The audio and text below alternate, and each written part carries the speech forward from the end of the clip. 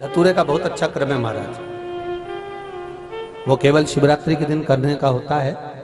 कहते हैं जिसका व्यापार ना चले, व्यवसाय ना चल रहा हो, बहुत ज्यादा कष्ट में जीवन निकल रहा हो और बहुत ही ज्यादा तकलीफ हो रही हो, तो धतूरे को हल्दी में डुबोकर शंकर भगवान को शिवरात्रि के दिन रात को 12 बजे समर्पित करें।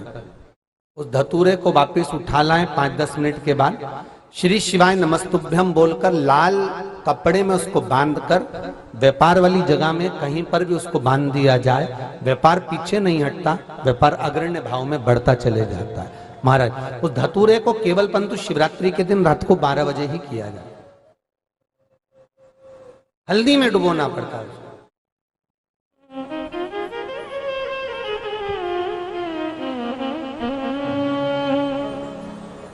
यही प्रमाण एक क्रम में और है महाराज जी। लिंग पुराण कहती है, मान लो किसी व्यक्ति को कोई एक भारी बीमारी हो गई, बड़ा रोग हो गया और वो रोग डॉक्टर कह रहा है कि ये ठीक नहीं होना है, बहुत तकलीफ उसमें है और कष्ट ही कष्ट है, वो ठीक नहीं हो रहा, दवाइयां लग रही, गोलियां खा रहे हैं। तो महाराज उसका भी वर्णन है। 7 धतूरे, कितने धतूरे लेना है? 7 धतूरे। कोई सी भी शिवरात्रि से मतलब महीने में एक बार शिवरात्रि आती है, प्रत्येक महीने आती है। किसी भी शिवरात्रि के दिन 7 धतूरे लेकर एक धतूरे में मौली, लच्छा, नाड़ा लपेटकर चंद्रमौली भगवान का स्मरण कर उस मौली को लपेटकर 6 धतूरे में हल्दी लगाकर शंकर भगवान की जो जलाधारी है, जलाधारी में आपको पहले भी वर्णन किया है, शंकर भगवान का ये शिवलिंग है, ये जलाधारी है, ये भगवान का जल निकलने का स्त्रोत, चरणारविंद का भाव। शिवलिंग जहां रखा हुआ है ये पार्वती जी का हस्त कमल है, जो ये गोल भाग है ये पार्वती का हस्त कमल है, जहां शिवलिंग रखा है। जहां से जल नीचे गिरता है उसके सीधे भाग में श्री गणेश जी महाराज का स्थान है, उसके उल्टे भाग में श्री कार्तिकेय जी का स्थान है।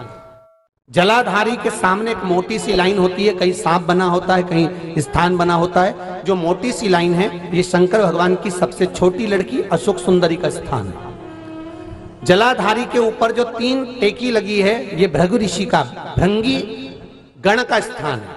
इसके ऊपर जो कलश है, कलश में जो पानी भरा जाता है वो पानी जो बूंद बूंद नीचे गिरता है ये शंकर भगवान की 5 लड़कियों का स्थान है। जया, विषहरा, सामरीबारी, दोतली और देव, ये 5 लड़कियों का स्थान है। शंकर भगवान का संपूर्ण परिवार शिवलिंग के सामने से, जहां से जल चालू होता है गिरने के लिए नीचे की ओर जब जल जाता है, उस स्थान पर भगवान शंकर के सारे गणों का स्थान है।